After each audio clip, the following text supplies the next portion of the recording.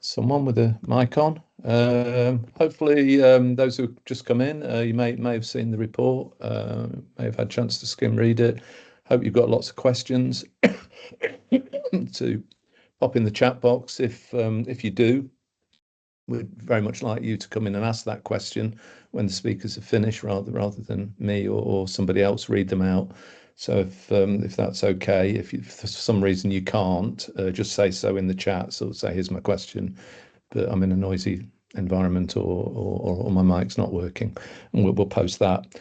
It's an hour and a half, so it's quite a long session, but we found 4 brilliant speakers, and we couldn't turn any of them down. So we decided, unusually for us, to extend the length of the session. Normally they're an hour.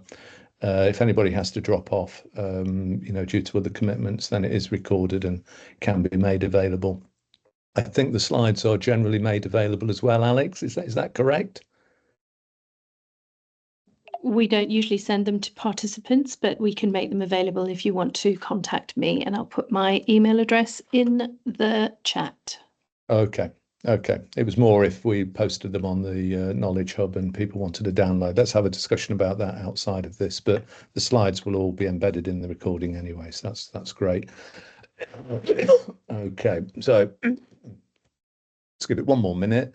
We're going to kick off with, I'm just going to say a few words of welcome, then we're going to go to Ananda, who's really done all the work on this report and is going to steer the ship with the people who've supported her through that report and bring different perspectives on this really interesting topic that's captured a lot of interest already.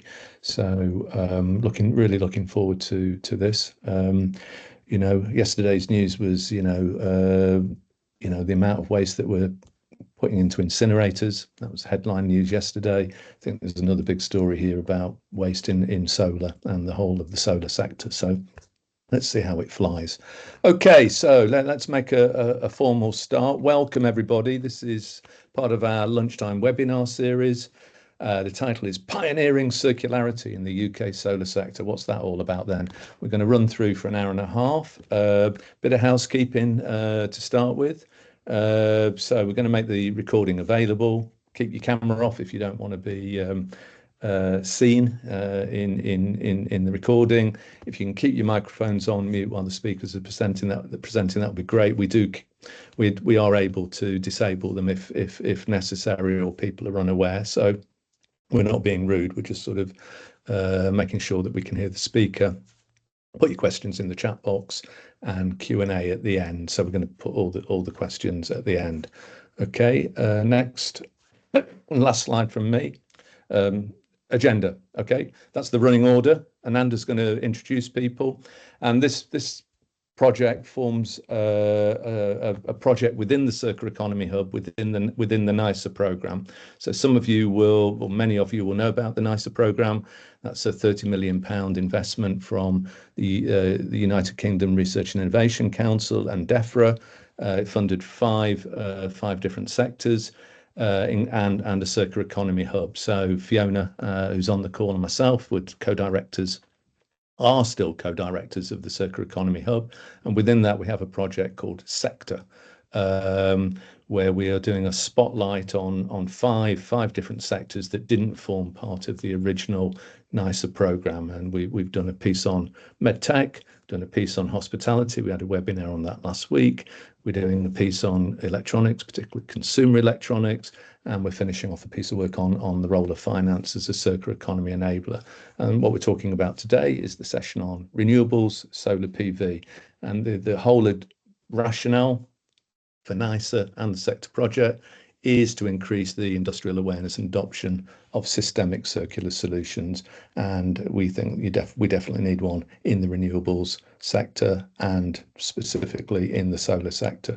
So that's enough from me. Over to you, Ananda.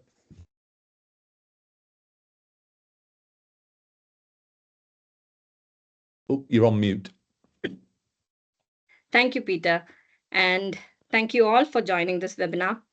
And before I start my presentation, I just wanted to acknowledge that many organizations and individuals were involved in the research of this report. over the past year, and some of them are in the room right now. I wanted to thank all of you for your support and collaboration and for sharing valuable insights during interviews and signposting me to relevant resources where necessary. My presentation will be a whistle-stop tour, giving you just a flavor of the rich insight this report contains. So I urge all of you to kindly download and read the report for more details. The link has been shared in the chat, and yeah, look forward to sharing the high-level insights.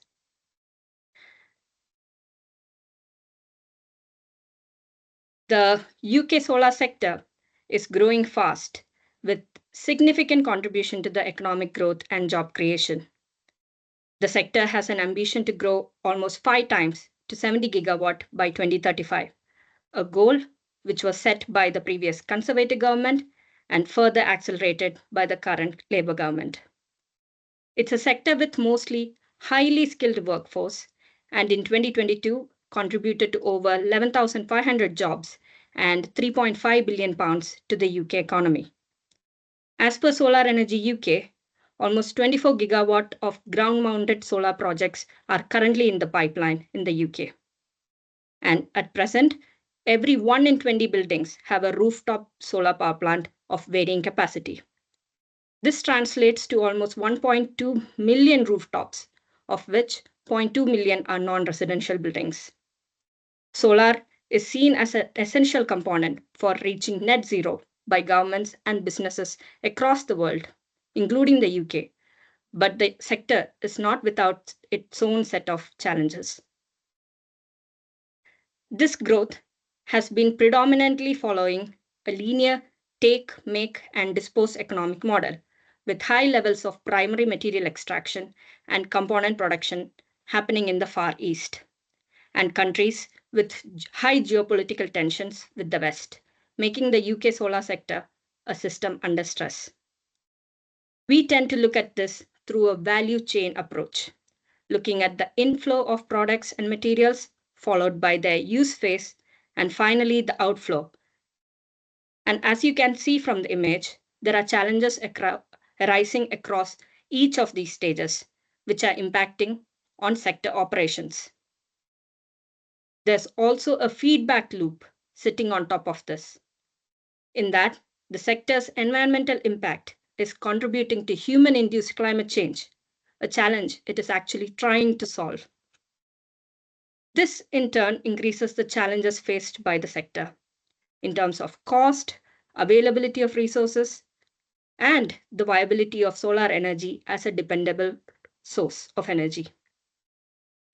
We have explored each of these challenges in depth in the report, and I encourage you all to go through them as well. So, what could be a solution to these systemic challenges?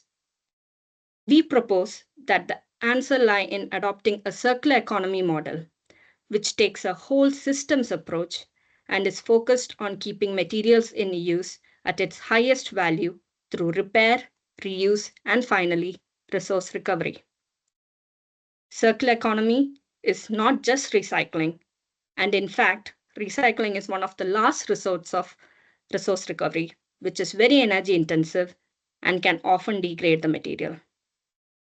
The circular economy has 4 guiding principles championed by the Ellen MacArthur Foundation, which are to eliminate waste and pollution, to circulate materials for as long as possible, to regenerate natural capital, all using renewable energy. While the solar industry has made significant progress on the first principle, that is, eliminating waste through design, by making significant gains in the efficiency and material intensity of panels during manufacturing, we see that there is still significant room for improvement in enabling the other pillars and staying within the inner loops of resource circulation. What this image shows is that the circular economy represents a complex, dynamic system. So we need to take a whole systems approach to change. This might mean combining different interventions with different actors for maximum impact. Is implementation of circular economy happening anywhere in the solar sector? And the answer is yes, in different parts of the world, in different scales. These are explored in detail in the report through case studies featuring UK startups that are leading the way, as well as pioneering European and American companies and projects like Circularity. You'll hear from some of them later in the webinar as well. We see that there is clear economic, carbon, and wider societal benefits associated with adopting circularity by these businesses already. But we see that while these initiatives offer promising circular solutions, they are dwarfed by the overall industry scale and face systemic barriers worldwide and here in the UK that needs a strong policy driver, innovation funding, and stronger collaboration between stakeholders to overcome them. As part of this project, we did a bit of high-level modeling to demonstrate the impact of adopting circular interventions and the associated need for primary materials. We chose a specific product, that is solar panels, which is currently largely imported in the UK. We focused on the metals copper, aluminium, silver, and glass, and mapped their material flows and outflows up to the year 2050 for 3 different circular scenarios. We assumed different product lifetimes through repair and reuse and varying recycling capacities in the UK under the overarching national grid's consumer transformation scenario. What we see is that the need to import materials, that is the inflow, can be reduced by almost 18 to 33%, and outflow of materials can be reduced anywhere between 36 to 72%, as we see here for aluminium. In monetary terms, the potential reduction in net materials lost due to outflow of aluminium, copper, and silver alone is approximately $2.1 billion. We see that the UK domestic recycling industry for these metals can approximately generate between $370 million to $460 million by 2050, showing that circular economy can be a key driver for economic growth and resource sufficiency. Again, I encourage you to read the deep dive section of the report, which covers this exploration along with the detailed assumptions and methodology used. So, what are the challenges to circular economy adoption in the UK? Through our research and discussions, we identified several key challenges across the system, all of which need to be understood and addressed for an effective circular economy transition to take place. There was an absence of policies and funding to support circular strategies or incentivize circular economy innovations. In fact, some of the existing policies and standards actually discourage large-scale CE adoption, and innovators are constrained in their activities, as some of the activities may be deemed illegal. This lack of a legitimate secondary market in the UK might result in significant outflows of valuable material overseas, where value recovery might be encouraged. Knowledge overall of the circular economy in the sector was perceived to be low, with many businesses lacking understanding of how circular economy strategies might support business resilience and enable their net zero strategies. Also, knowledge and skills in circular economy practices like repair and refurbishment were difficult to access, along with physical infrastructure facilities for end-of-life management. Standardized data collection practices were also missing, meaning baseline data on current material flows, products in use, and waste are lacking. As a result, the true scope and scale of material flow for the sector is unknown. So, how do we overcome these challenges? The way we approach this is through 4 key building blocks of circular economy. Design for circularity needs to be embedded from the outset with life cycle management in mind.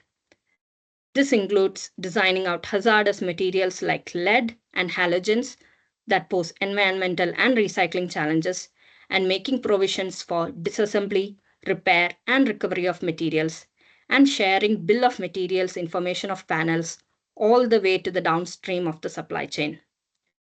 Requirements of environmental product declarations or EPDs and life cycle assessments in public procurement can accelerate this shift. Reverse logistics is about increasing collaboration between manufacturers, suppliers, and consumers to enable products to be repaired and reused, and for malleable materials to be recovered. For the solar sector, enhancing regulatory compliance and creating infrastructure which supports this is key through a creation of a dedicated collection network for end-of-life PV modules and setting up facilities for treatment, including testing and grading modules for their second life, and finally, for high-value recycling. New business models, such as product as a service, could support circular economy activities by keeping materials in use for longer. Our case studies demonstrated that repair, optimized maintenance, and reuse are feasible, and that there is a need for deeper exploration for this model in the UK. This will require new collaborative partnerships with multiple organizations, as demonstrated by the Circusol project in Europe. The development of enabling conditions is key for this sector, and there is a real need for policy intervention to address the scale and breadth of the challenges. Right policy frameworks will create a shared circular economy vision and an actionable roadmap, engaging multiple stakeholder groups in the transition. To enable the sector to move forward, we have identified 4 key groups who can accelerate the adoption of circular economy. Regulators, policymakers, and trade bodies are change catalysts, providing a clear vision and bringing stakeholders together. Manufacturers and supply chain actors are innovators, redesigning products and offering new business models, putting in place the key building blocks of a circular economy. Third-party organizations like the MCS and investors can enable circular economy strategies such as reuse, repair, and refurbishment. Academics and research partners provide cross-sector insights, frameworks, and can share wider learnings on relevant topics such as circular business models and technical skills. So, what are the next steps? As a phase 1 activity, this report has identified the key challenges and opportunities for value creation through circular economy in the UK solar industry.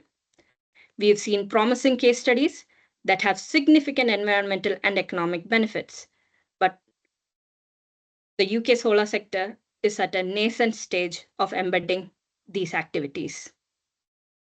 For UK to move forward and play catch-up with European counterparts, we need clear policy leadership and collaborative action. As phase 2 activity, we need to initiate a dedicated and coordinated program to pilot system-wide trials and interventions to demonstrate further proof of value for circular economy. We need robust data collection systems to fill gaps in the baseline data and give us a clear picture of the material and investment flows required for the sector. And finally, during phase 3, we need to develop an actionable roadmap to enable implementation at scale across the entire UK sector. I'll stop here now. I know this has been a real whistle-stop tour from my end, but I again encourage you all to please download the report from the Knowledge Hub and gain a better understanding of how circular economy can help the UK solar sector. I'll now pass on to Martin Lee, the Technological Director of Graph Marine, which is a UK startup making waves in the maritime industry, no pun intended there, and who will take us through his work involving circularity, especially designing for it. Over to you, Martin. Thanks, Ananda. Okay, hi, my name's Martin. My company's called Graph Marine. We are a company looking at renewable energy, looking at energy that's not just providing green energy, but also is sustainable in its own production eventually. Next slide.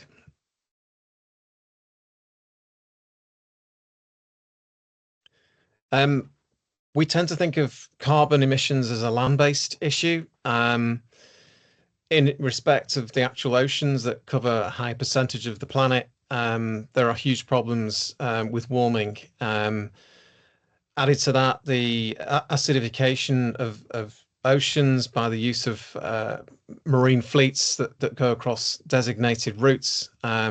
This causes many problems that we're only just becoming aware of in terms of pollution, not just the fuel that they use, but also the chemicals that come off ships and the way that the ships are used generally across the world. There is a kind of ocean time bomb, which is known within certain parts of the UN, which is the oceans actually store huge amounts of CO2. And at some point that CO2 could actually be released. And it's a huge amount of CO2 that is embedded within the oceans themselves. This release could be factored by warming of the climate and warming of the seas, which would be catastrophic for the planet if it was released suddenly, but it will also be extremely damaging even if it's released on a gradual basis. Next slide. Specifically looking at the maritime sector, we know from where we've been from 2015 that was when it was first started to be looked at as a problem. Back in 2015, the emissions from the marine sector were as high as Japan or Germany if it was a comparable economy. We also know that more things will be moved by sea going forward. In fact, journeys by sea account for like 90% of all goods transported around the world. That's set to increase by up to 130% by 2050 compared to 2008 levels. The International Maritime Organization, the IMO, are aware of all these problems. They set targets for net zero. They set targets for new fuels, new approaches to how the marine industry as a whole can decarbonize. It's an expensive process, but it's also looking at the right technologies to do that. The danger is you replace one particular polluting technology with another. And one of their aims is to move away completely from fossil fuels and move away from energy systems that use inefficient combustion engines.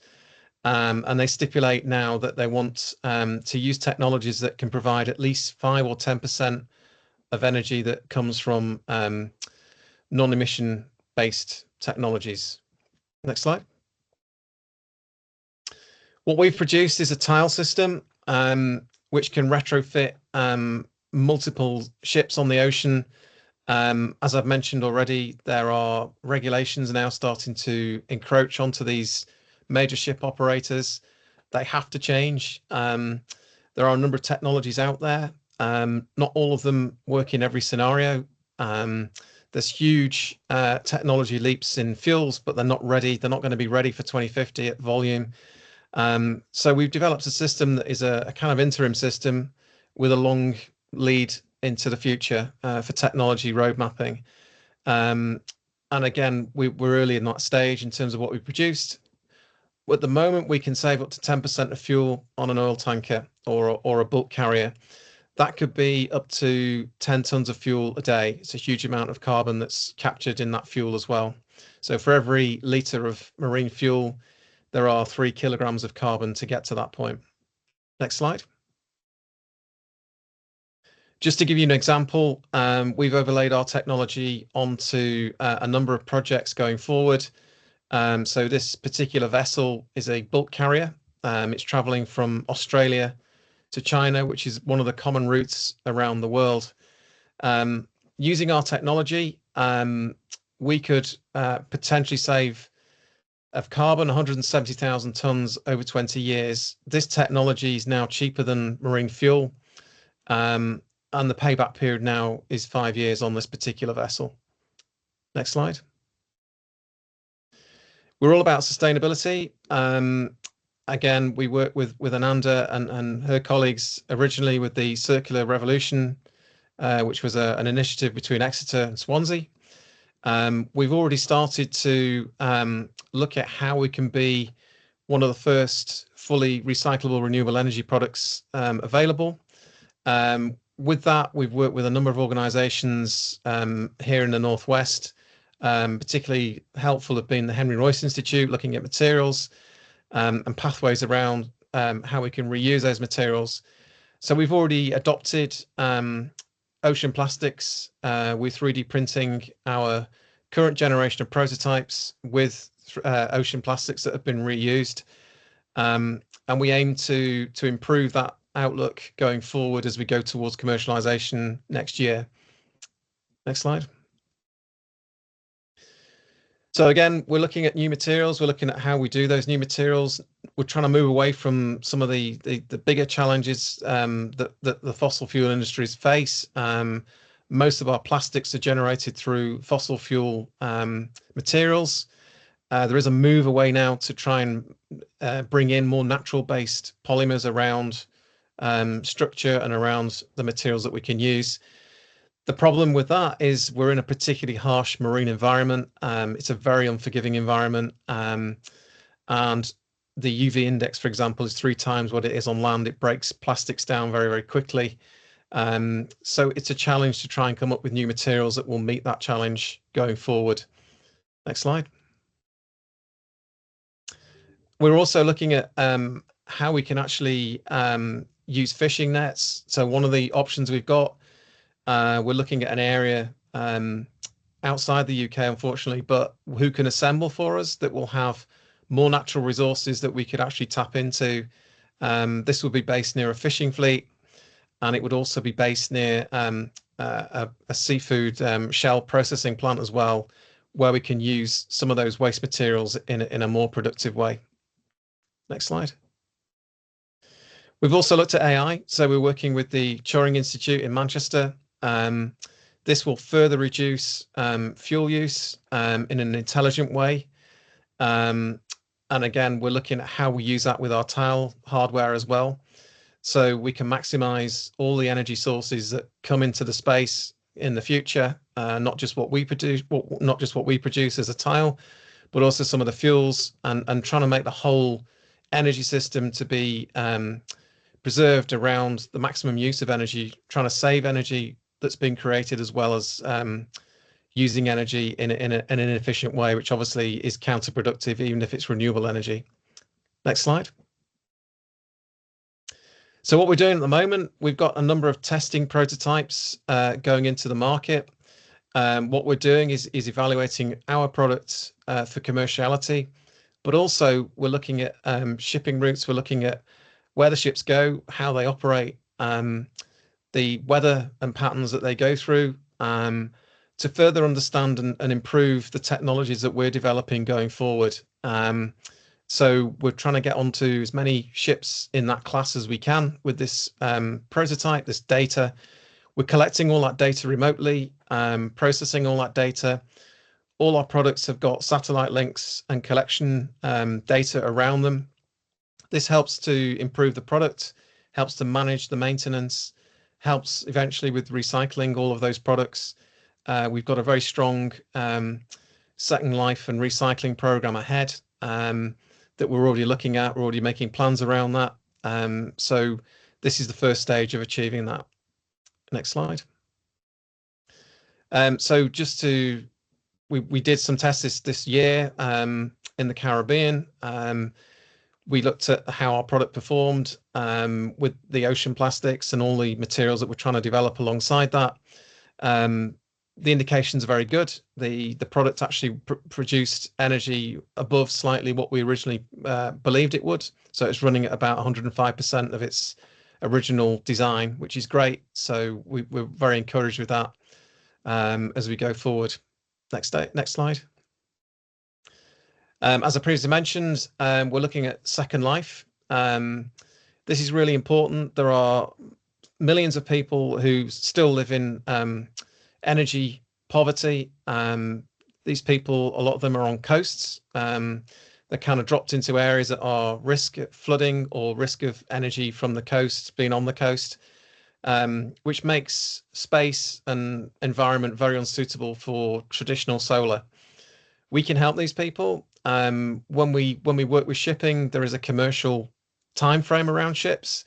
And what we plan to do is, because our product is easily removable from ships, we can then help these communities towards the end of life products. We can provide initially energy, but also work to remanufacture these products and actually help create energy in these communities in a way that is going to be efficient. All our products are made in a certain way that can be assembled and disassembled very easily. We've designed the product around circularity from the start, which is a very important process. So we don't need specialized tools. We just need a workforce that has a basic understanding of what we're trying to do. Our initial products will have a modularity build, and we can recover most of that product as it goes forward into its next iteration, if you like, into its next part of its life going forward. The actual materials are designed to last for upwards of 20 to 30 years. So we hope to get as much use out of those wherever they are, whether on a ship or on land, as we go forward. Next slide. That's it. Thank you. Thanks, Martin, for giving us an insight into your company and how you're including circular design principles and AI into your operations. Digital technologies are enablers for circular economy, and it was good to see it in action here. Thank you. Now, on to the next speaker. We have a co-author of this report, Matt Bernal, who, along with being a PhD student here at the University of Exeter, wears many hats in the solar industry. Over to you, Matt. Hi, Ananda, and hi, everyone. Thanks for joining the call. So just if you could go on to the next slide, Ananda, just to talk just briefly around the report itself. Really fantastic piece of work, and I really hope it gets read by Ed Miliband and decision makers. I think it's a really important piece of work that's been put together. Next slide, please. So by way of background, I came into this space as a solar farm technician working in the Southwest, and saw the waste that was happening on sites, every site I went to. And this put an idea into my head as to what was going to be happening with the waste and whether the panels were needed to be thrown away in the first place.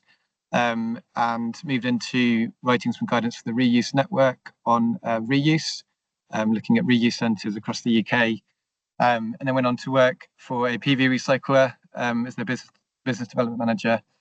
And all these kind of led into, merged into one hat, which is essentially my PhD, using my company Resolar Limited as a vehicle for my research. So if you could go on to the next slide, please. So just to briefly introduce Resolar, I think this visual explains best where we sit. So bringing together research, business and policy, and trying to make a coherent strategy on behalf of the solar industry, and also bringing together pieces of the jigsaw puzzle for the solar waste challenges. Next slide, please. So today I'm going to be introducing the concept of repowering, and then also talking about some of the research I'm doing on the recycling side of things. But before that, I think it's worthwhile introducing the waste hierarchy. So next slide, please. So anyone who works in waste will probably be very familiar with this graph, something I've spent a lot of time thinking about. And I'd say broadly, we tend to focus on the recycling aspect of solar PV, but reuse and reduce often gets overlooked. And I think the next speaker will be introducing some of these things that we've been thinking about on this to improve reuse. So next slide, please. So repowering is a concept which, when I started working in the sector a couple of years ago, was more of a concept. We've now moved to this actually happening. So this is when solar farms reach the end of their economic lifetime. So it's a financial decision, essentially, to dispose of all or part of a solar farm. So we're talking about large quantities. When you drive down a motorway, you see thousands and thousands of panels potentially being removed because of one reason or another.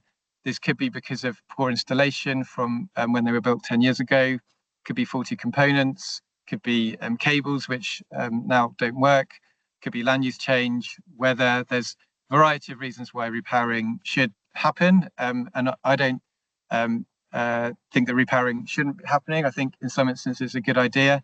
But the advantage for the solar site is that planning permission is already granted, the grid connection is already there. So it's, from a financial point of view, it's a much easier way of getting more energy and more higher profits from your existing site. So all of this will is resulting in tens and tens of thousands of panels, some of them still having life left in them, being disposed of. Next slide, please. And this has mainly been driven by the finance of newer panels, which have come down and down and down. I think this graph is now actually out of date. It's now around 0.8 pence per watt. And newer panels are bigger, more efficient, and you can get more energy yield out of the same space. So this is what's driving the repowering argument. Next slide, please. So for anyone who is looking at repowering, you have two options. You either have recycling, or reuse. Now, leaving recycling aside for a moment, if we're just thinking about the reuse market, you then have a choice between the UK market or exporting abroad. Now, I don't have a lot of time today to talk about the challenges for the reuse market, but in summary, if you think about a commercial install, a solar install, the challenges that have to go through for that install to be viable, you have various stakeholders, you have business owners, you have someone might own the roof, may have a different tenant, they may have, there's a number of different partners involved in that decision. And they then have to take that project to finance to agree to the project. And if at the stage where you're saying we're going to reuse these panels, the project tends to fall apart. So finance and insurance don't like second-hand panels. And from the domestic market, we also have a challenge with installers wanting to, or not wanting to be involved with or touching reused panels because of the risk of liabilities. So as an anecdote, I've been offered a 4 kilowatt system with an inverter that's been removed because the customer didn't like the noise as the wind was blowing over it. And what am I going to do with this system? How would I legitimately connect this to the grid? Anything that's connected to the grid, you're going to face challenges around regulation. So the main challenges, as I see it, are regulatory. The finance, I think, will take care of itself. And the technology will also take care of itself, providing we have standards and work to improve the standards that are coming through. But one option is also small ground mount, which I'll talk about a little bit later. And then off-grid, the off-grid market is a challenge because there's only a limited number of people living, in houseboats, for example, who might want to take solar panels. So this isn't really a viable option for the amount of repowering that we're going to be seeing. Next slide, please. So without reuse, really we are increasing the curve for recycling. So at the moment we're at the foothills of recycling, but if we don't have reuse involved in that decision-making process, we're going to see a lot more waste sooner than expected. Next slide, please. And so to go back to the waste hierarchy and what this looks like in reality, this is what it should look like. Next slide. Without reuse, the waste hierarchy in the UK starts to look like this. But it's even more challenging than this because the UK recycling infrastructure is fairly primitive and basic. And I think there was a report out this week around the incineration of waste. So really, we could even be talking about the next slide, please. Around this as the waste hierarchy for the UK. However, it's even more challenging than that because depending on how you define landfill, for example, if materials are going into roads that are being built or building materials, we're never going to see them turn back to a solar panel again. So actually, we may be looking at the next slide, please. This as the UK waste hierarchy. And when you bear in mind repowering that's happening, essentially we don't really even need to throw these away in the first place. What we could be looking at, and I'm not saying this is the case, but just to make the point really. Next slide, please. Of that as the waste hierarchy for PV. So I think a lot of these things are discussed in the report, but it's a real challenge that we face in the sector. Next slide, please.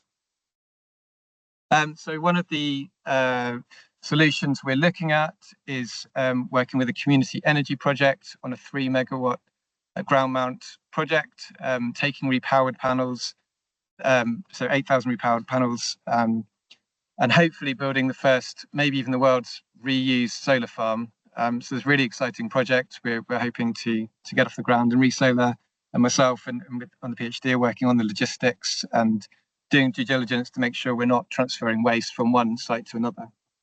Next slide, please.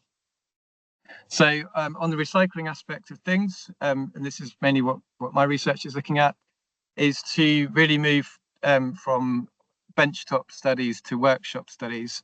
So I've noticed in my reading that there's a lot of studies out there on this topic. The problem is the businesses aren't reading them and they're not acting upon the findings of them. So I think there's a gap there to commercialize recycling ideas and move up the technological readiness level. And I think the UK is really well placed to meet these challenges. I think we don't need to rely on partners across Europe to build the IP. We don't need to import technology from China or from overseas. We can do this as the UK could be a pioneer in this area. However, we need R&D funding to make this work. And also moving towards processes over process in terms of recycling, I think is important. And there's going to be a much more nuanced, much more sophisticated system we have going forward. But that requires research to get to that point. Next slide, please. So as part of the work I've been doing, I've noticed that there's a lack of real understanding of the materials coming through the system. Some pilot studies I did showed a big variation between 5 modules from different ages and different manufacturers. So I'm taking 50 modules from the waste stream, doing all sorts of testing and characterization of them. And I'm hoping this will then form the output of a recyclability index for consumers to really think about what would be when they're buying a solar panel, not just thinking about the outputs, but also thinking about the materials that are in them in the first place, how recyclable they are, etc. Next slide, please. So I've also been looking at mechanical separation, which gets a lot of press in terms of the PV recycling space. And the initial findings I found from mechanical separation is that it's not particularly great. It leaves a lot of contamination between the different size materials, and this seems to be the go-to technology for the recycling sector. And I'm questioning this from the research I've been doing. If you think about the EVA, which is what sticks the solar panel together, is designed to be bomb-proof to last 25, 30 years outside. So when it comes to doing the opposite of that, to break it down, it's extremely challenging. And so I think mechanical separation will form part of the recycling landscape, but I don't think it's the be-all and end-all. And I think we need to have other processes after the mechanical separation stage. Next slide, please. And glass is around 70% of the weight of a PV panel, so really important part to get right. So I've partnered up with Upcycled Glass, who are fantastic glass blowers based in the southwest, and we're doing all sorts of weird and wonderful experiments on the glass itself. Bottom right photo is some concentrators that CEctor are making, which could be the next generation of PV modules. You'll see the concentrator on the right is from recycled PV glass. The one on the left is from clear glass. And if we are willing to reduce the outputs that we were expecting from the technology, then you know there's real solutions that we could find in this. But there's also a question around the safety of PV glass. Initial findings of that, this has high levels of antimony in it. So this is another area of research that we need to address. So I think that's everything I have to say for today. Thank you to all the speakers and for Anita for organising. Thank you, Matt, for explaining your research on the PV recycling and sharing insights on repowering, which is a very interesting trend happening in the industry and which is now contributing to massive amounts of decommissioned panels. Next, we have Henrietta Dale, who brings in the perspective of community energy in the UK and its role in circularity. Over to you, Etta. Thanks very much. I'm Henrietta Dale. I'm Low Carbon Development Programme Manager for an organisation called Repowering London, which is not the repowering that Matt was talking about. It's the positive kind of repowering. Next slide, please. And I'm going to talk today about where I'm coming from and also my work with Matt and Anita in the past, and a couple of amazing projects we've been involved in. Part one, rescuing and rehoming some PV in Ukraine, and another which was the topic of my research about repair and remediation methods, which kind of led to a lot of our thinking around the potentials and limitations for reuse in the UK. Next slide, please. So yes, I work for an organisation called Repowering London. If this is a competition of hats, I might be the winner. I work for an organisation called Repowering London, and that's Ed Miliband up on one of our roofs, so I'll be sure to pass on the report to him. And I came to reuse and in solar by working with Matt on my dissertation research during my master's at a place called the Centre for Alternative Technology in Wales. So it's been a real pleasure reading this report after spending a couple of years thinking quite deeply about this topic. It was wonderful to see how coherently you put this together and really putting this on the agenda in such a clear and coherent way. It's really important because it's an area that both Matt and I are very passionate about. Next slide, please.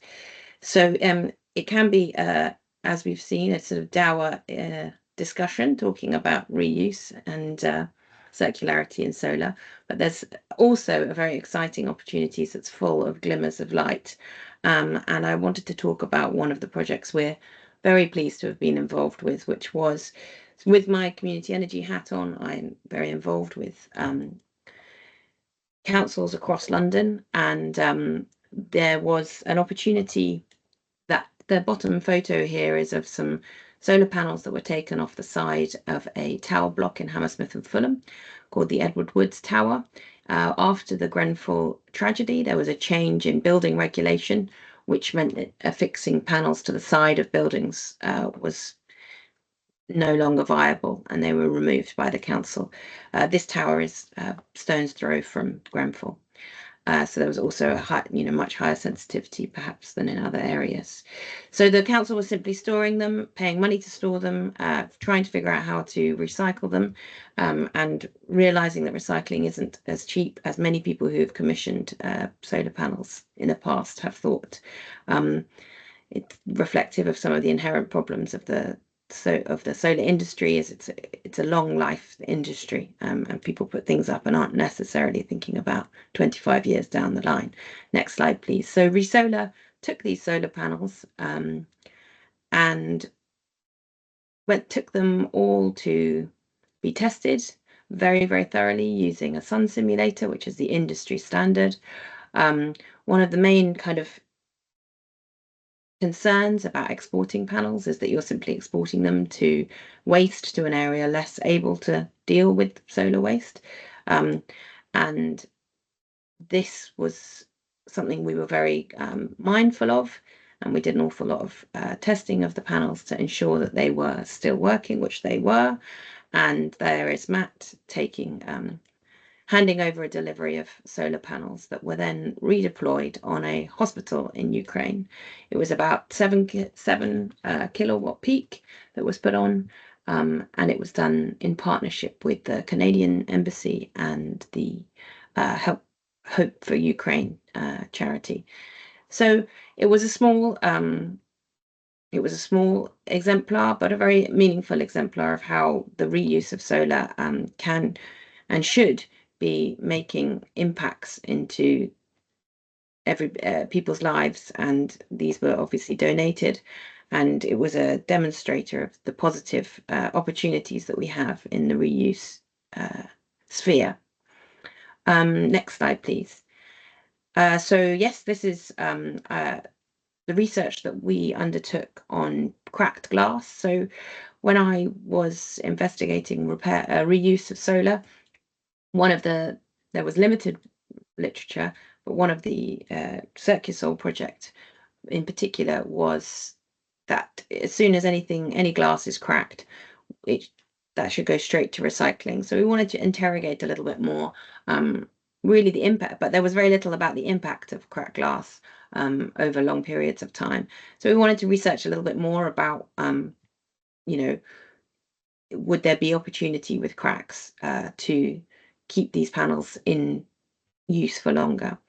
So again, there was a kind of the picture in the bottom left is myself and Matt at a solar farm where they were just throwing away. That's a small amount of the panels that they were throwing away because the packaging had been damaged badly en route. So they were just doing an insurance of claim on it, and they were returning the panels. They were all going to go into recycling. So we took 45 of those out, took them to Exeter again to do sun testing, and then we also tested some methods of remediation using, and that in the bottom right hand corner is us drying some UV glue and some silicone. Next slide, please. And the results of the testing on the glass was very surprising. Essentially, it had very little impact at all, cracked glass.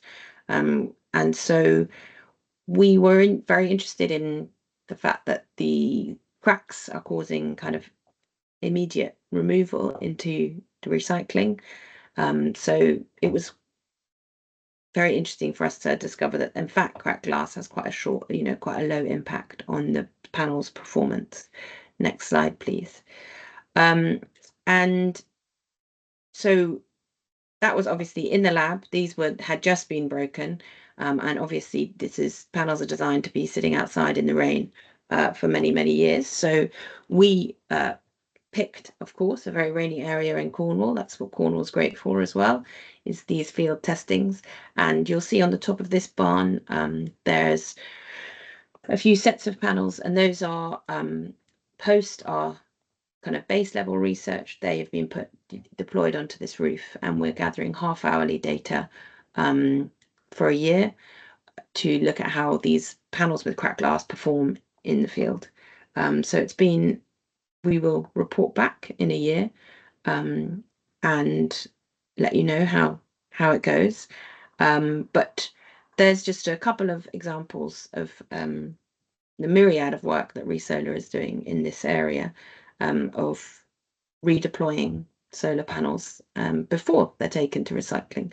Because whilst recycling is, next slide please, obviously key, we found that most literature and thinking kind of leapfrogs, as Matt touched upon, reuse and repair. And these were some of the kind of things that have emerged from our thinking about this. And as Matt identified, panel price is very low, and that will inherently be a difficult barrier to reuse, because you may as well buy a cheaper, better one. But there was, and this is huge gaps in the knowledge, and so it's wonderful to see these gaps being filled so well by this report. And community energy is, by its very nature, for those of you who don't know about community energy, I strongly recommend you look it up, is by its nature quite innovative and pioneering. And I think that that's where reuse could be a pioneering sector for testing reuse of solar. And I'm very pleased that Matt's doing this work on a reuse solar farm that will be community owned as well. But it's also, these are also in many instances people who may not be expert in the area, so there needs to be protections in place for people using reuse panels, and these kind of regulatory changes are going to be fundamental to that, and I think could be a very exciting future for solar in the UK. So thank you very much for the report and for the chance to present today. Thank you, Etta. Thank you for sharing insights on the repair and reuse, and actually highlighting the role of community energy and how it can pioneer second life use of PV panels. I'm sure some of the audience might like to explore this further with you. Next, last but certainly not the least, we have Ben Lester from EMR, who will take us through the extensive work EMR is undertaking to capture the most value from end-of-life PV panels. I'll stop sharing my screen and let Ben share his. Over to you.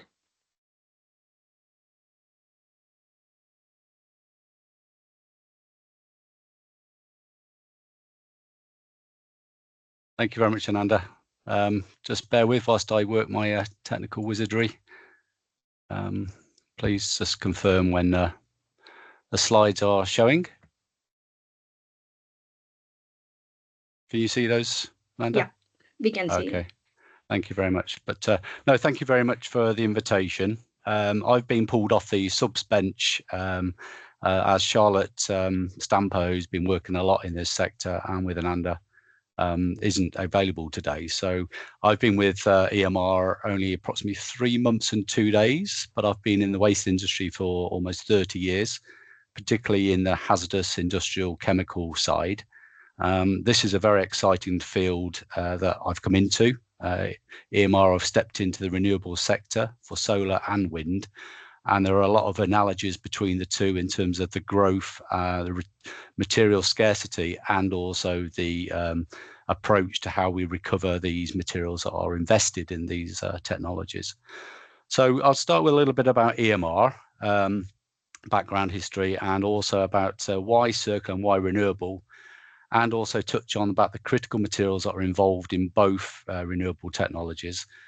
And then really on solar, how the current legislation applies to solar and what it's trying to drive behaviour-wise, and where that may be falling short to try and deliver a sustainable future for this market. So EMR's been around since the 1940s. We are looking at a resource management company. We handle approximately 10 million tonnes of ferrous and non-ferrous metals, and also 60,000 tonnes of plastics, which we are putting into automotive industry. We're also the world first to get an EPD for green steel from the construction industry and applying that steel back into reuse. So we're applying a 90% reduction on invested carbon within that product. And I mentioned we're going into solar, wind, batteries in the electric vehicles as well. And I'll come on to why commercially and also morally why we're stepping into that arena. So yeah, 40 years, 1940s EMR has been around. It's a family-run business out the Northwest. 4,000 employees with a £5 billion turnover. So the scale of the materials we handle, predominantly ferrous and non-ferrous, like I mentioned, but also exploring further materials that are valuable commercially, but also valuable to delivering the decarbonisation globally, let alone just in the UK. So why circular and renewable? Front and foremost, it's to prevent the further extraction of new and finite resources. We want to move away from the take, make, waste linear economy and extraction to regeneration. So whatever we dig out from the earth, we want to make sure we kept in the cycle for as long as we can. And hearing what the former presenters have mentioned, is keeping products that are actually using these materials in life as much as possible, but also recognizing that where that doesn't work, we also have more sustainable options for those products. So Ellen MacArthur runs through foremost what we try and do at EMR. But ultimately, what we're trying to do is manage the security of very valuable resources and protection against environmental and, more increasingly, geopolitical shocks. So when you look at the green technologies that we're talking about, electric vehicles, solar and also wind, you can see from the inherent composition of these materials, there are some rare and very valuable and also diminishing resources that are controlled by key regional states, China and Russia, to note but two, which have their own kind of geopolitical constraints. We're also aware of the extraction of materials for solar panels, and also supply of those panels is 80% from China, and therefore the European and also anywhere outside the EU and US are susceptible to supply chain issues, and that is a growing concern. So actually capturing and reusing those at where they're recovered, i.e. UK and Europe, is becoming more and more critical. So the bottom point there, the large-scale renewables decommissioning to meet our future decarbonisation has got to be driven out the resilience and sustainability in investments from the existing infrastructure.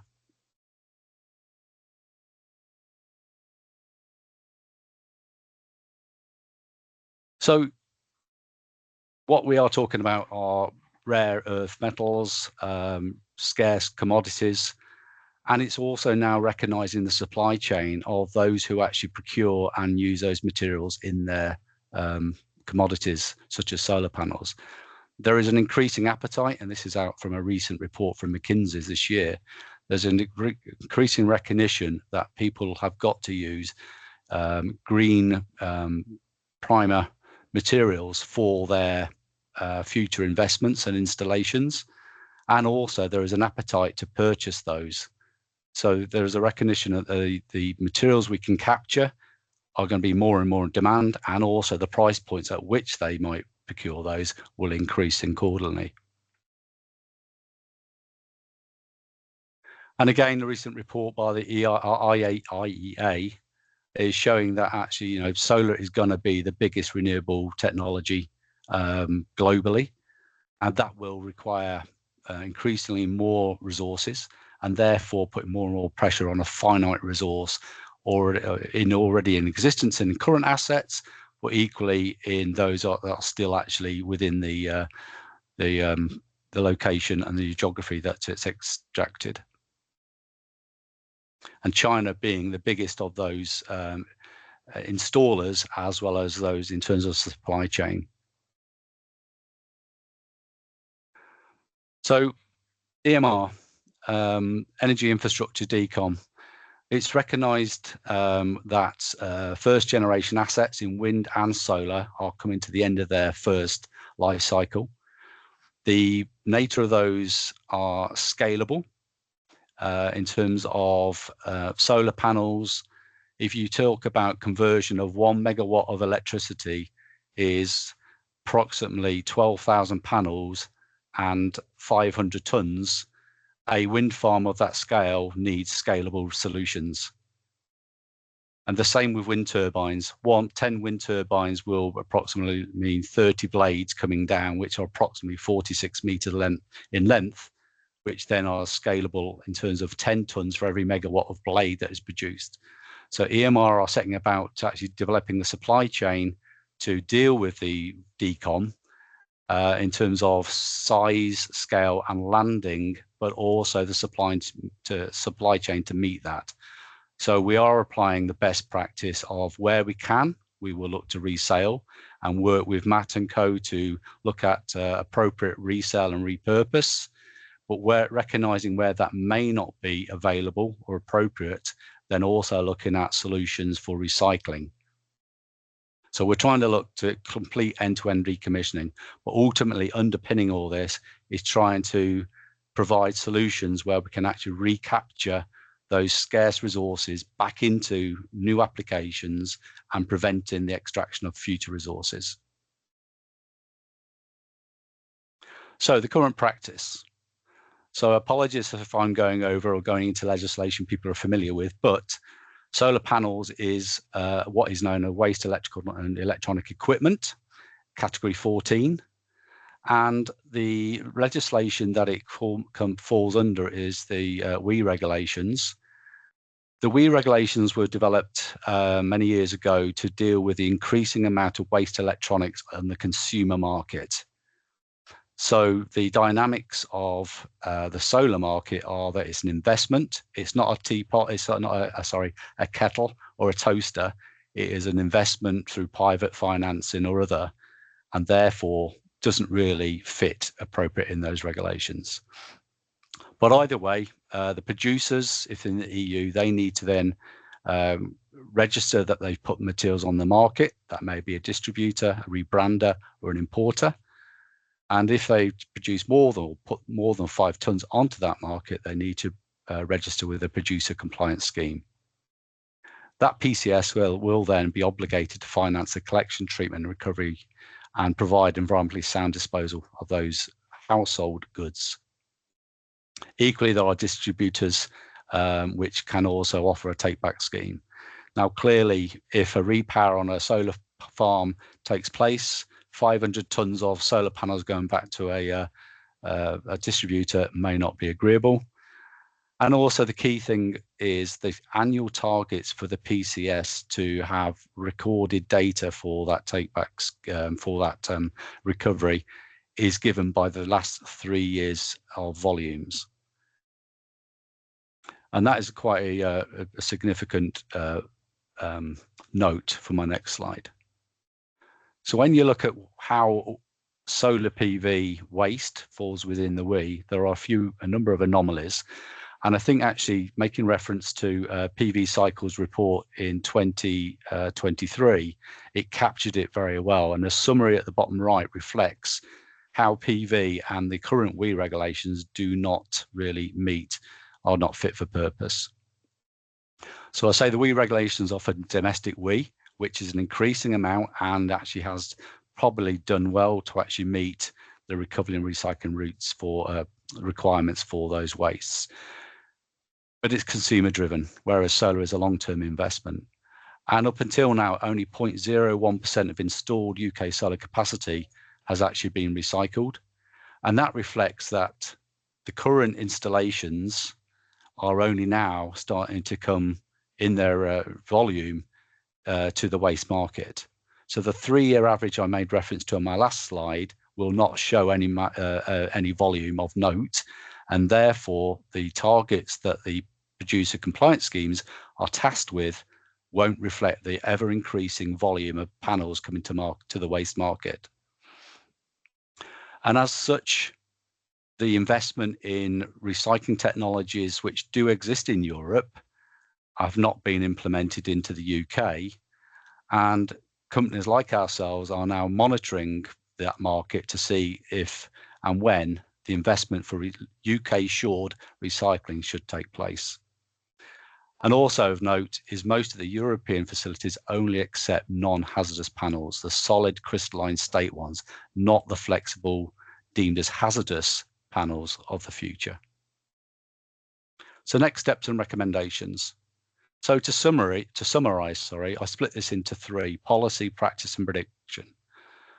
So the report I made reference to from PV Cycle, I think, gives a very good summary that there needs to be a differentiation of solar PV, electronic waste should be separate from the household waste that it's designed for. We also need to redefine the producer to reflect the finance and sourcing arrangements. A lot of the investment is through special financing models, and therefore can be a loophole about having to register for that installation as part of the on-the-market targets. And therefore also need to remodel a calculation rate. So we need to drive the right behavior, set the targets higher, so there's a drive to recycle and capture that information, and therefore that will drive investment. The last point on policy is about regulatory agility. For anybody who would like to set up a solar recycling facility or any waste treatment in the UK, can be a matter of 5 to 10 years, 2 of which may be actually getting the permit from the Environment Agency. And therefore, if we are to respond to the market demand for waste recycling in solar in time for the volume, it needs to happen now, and the EA and the regulators need to be able to respond to that accordingly.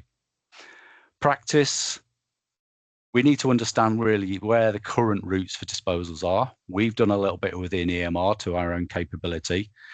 We also need to understand the final fate of those main components from when they are recycled in Europe. Where are they going to for the glass, the silver, etc. And also, it is the producer's responsibility to classify waste as hazardous or otherwise. And we need to understand the new designs of solar PVs and as well as the current ones for them to meet their duty of care classifications. Wrong classification can either mean they're a breach of the legislation in waste and also rejection at the receiving site where it should get recycled. And then finally, prediction. So we do have a map and understanding of where investments and the investments on megawatts per area in the UK. But what we don't have visibility of is what is the repowering timeline? When are these wastes going to start to really be produced in the UK, and therefore give the waste market like ourselves the opportunity to invest in the appropriate technology and also establish supply chains for the off-taking materials. And finally, a review of the global technology. There are new technologies, like Matt alluded to, that can be reviewed, and we would like to work with people about what is the best solution for those components of solar PVs to give the UK the right treatments within its own shores. So hopefully I'm on time. So thank you very much. Thanks, Ben, for your very rich presentation and for giving us a holistic view of where the UK end-of-life solar PV market is, and also an insight to the current VE regulatory hurdles. Now we'll go to the Q&A session of the webinar, and I'll hand over to the chair to proceed. Over to you, Peter. Thanks, Ananda. Thanks, speakers. Brilliant sessions. Learned a lot, and I've got some questions, but I'll hold those back and go to the those that have been posted. I realised that some people have had to drop off before they've had a chance to ask the question or have the question posed on their behalf. So I might bring those in, and I don't know whether some of the questions that were posted early on have been answered already. But Ajinkya, if I pronounced that correctly, if you're there, would you like to follow up with your question?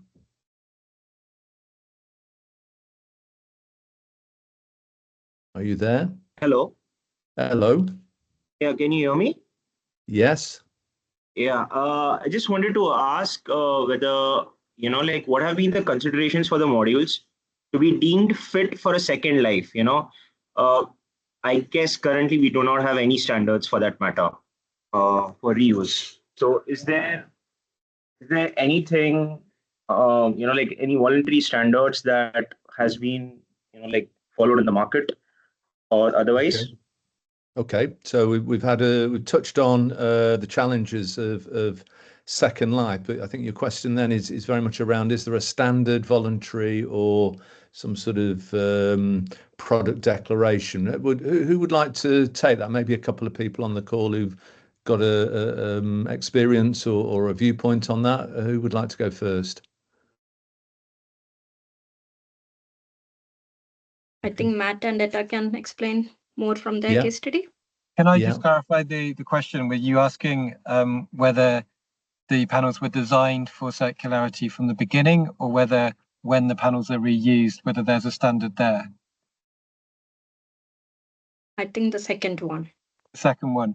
Yeah, the second one. Yeah, at the moment, I believe there is an IEC standard that's being developed. However, I think it's proposed to be coming out in 2030, which is obviously a long time away. We need something today. And I think in absence of there being a voluntary standard, what concerns me is that we're going to get cowboys moving into the space who sees the opportunity of 10,000 free solar panels from a repowered site. However, those panels are actually need to be recycled because they've got damage and aren't working, and then they go onto the roof of Mrs. Jones next door, and then we're into a whole mess with the solar industry not being trusted, and that can really bring challenges for the whole of the climate change agenda in general. So I think it's absolutely something we need, but at the moment there isn't anything. Okay, great. Thanks, Matt. Henrietta, have you got any experience of that in your work? Because you gave a good example of panels going to Ukraine, but what about within the UK? Where are we on sort of standards of performance or standards of materiality? So the short answer is no, there isn't a standard. But the work that we've been doing and Matt's been doing in terms of kind of voluntary standard is really just looking at the historical data of the panels. If that then works within a financial model for, you can make predictions based on the historical data of performance. And to link into another question, if you're then deploying into a large area where space isn't such a problem, but you don't need to make as much electricity, then you don't, you just need panels that work. You don't necessarily need very efficient small panels.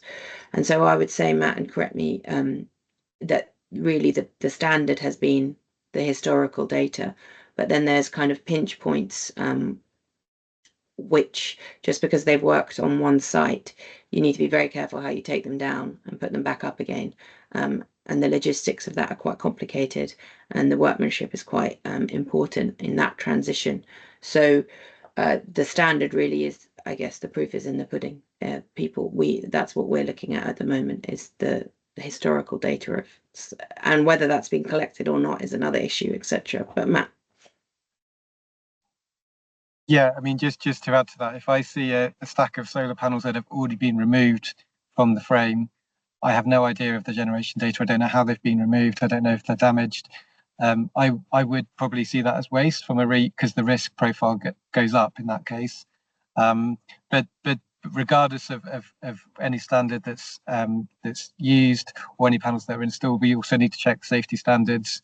So reviewing the IEC standards that are already out there, for example, on earthing issues, and we don't want they need to be safe as the absolute priority. But then beyond that, we're going into economics and lifespan questions.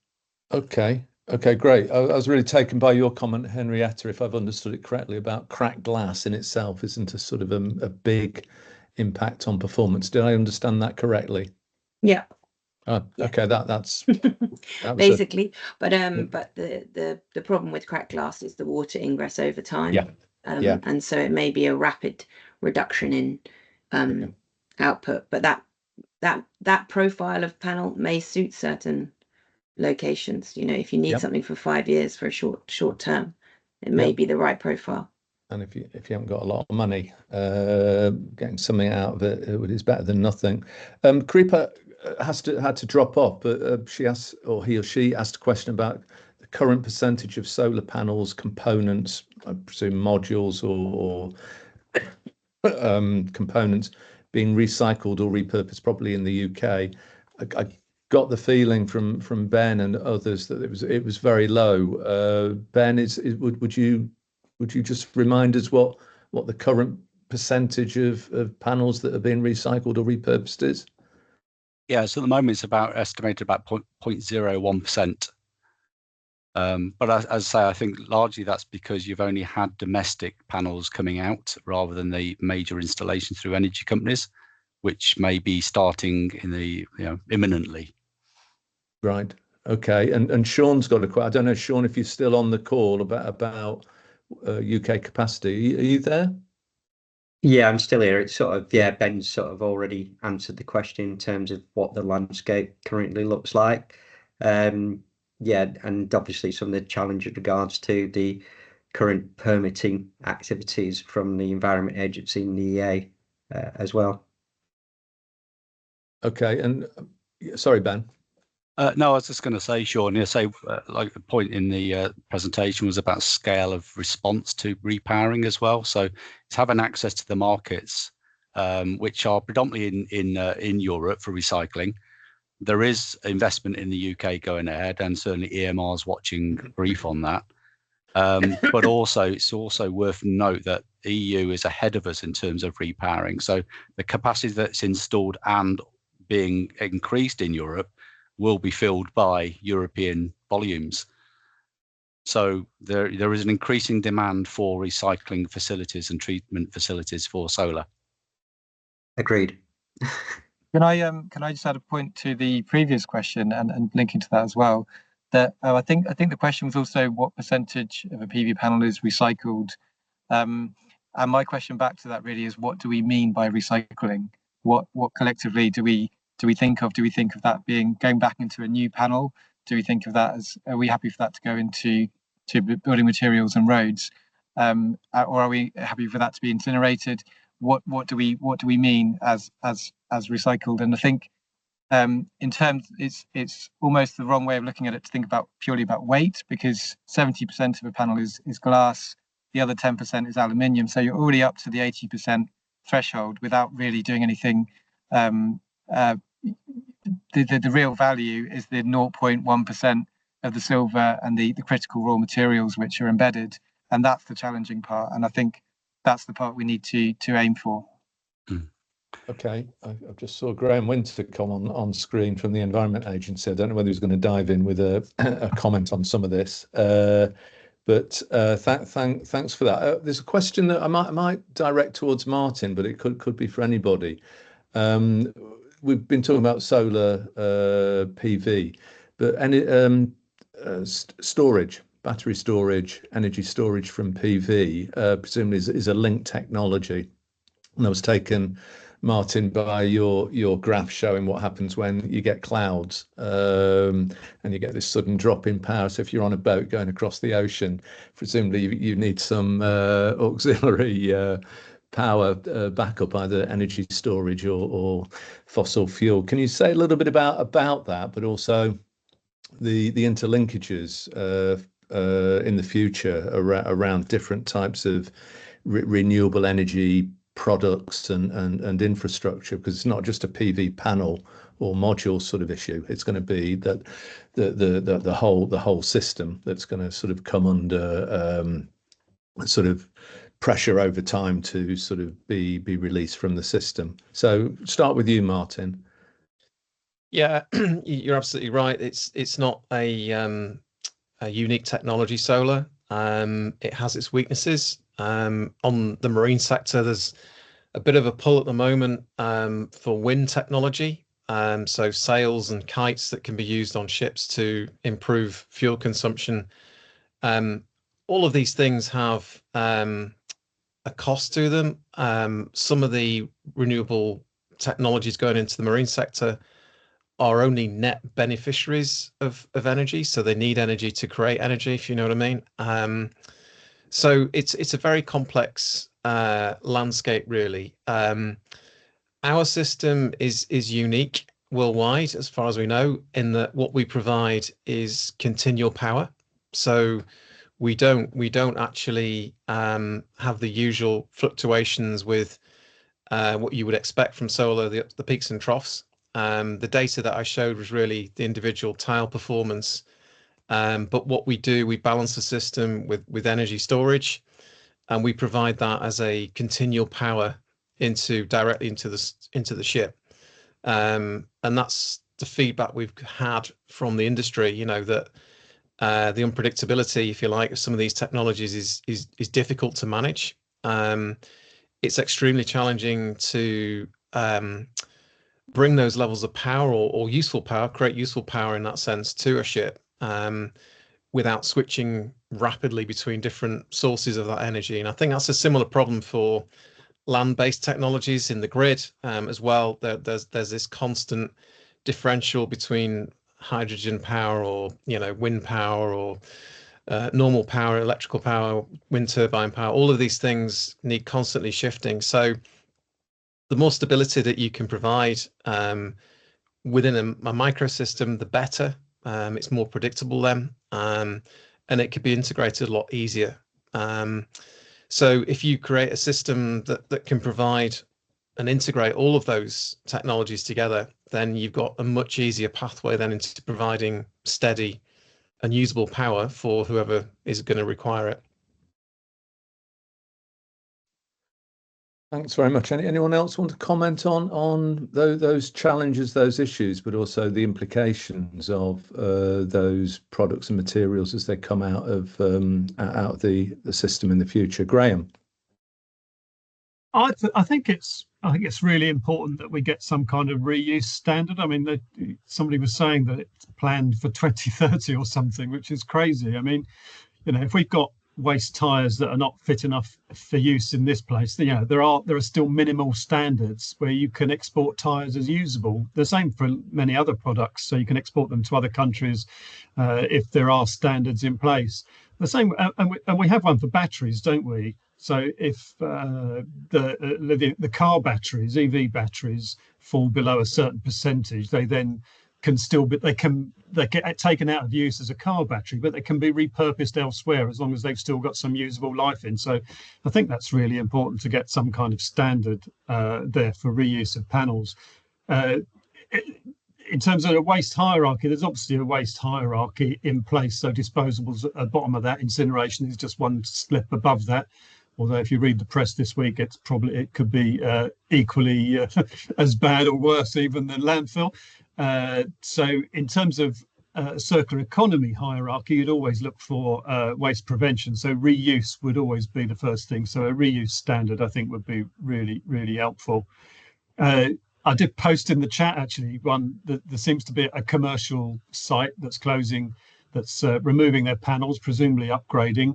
There's a link there. They just advertised their panels on a open auction website, so you can go and bid for several hundred solar panels. I don't know whether they provide any information other than just a photograph of what they might look like.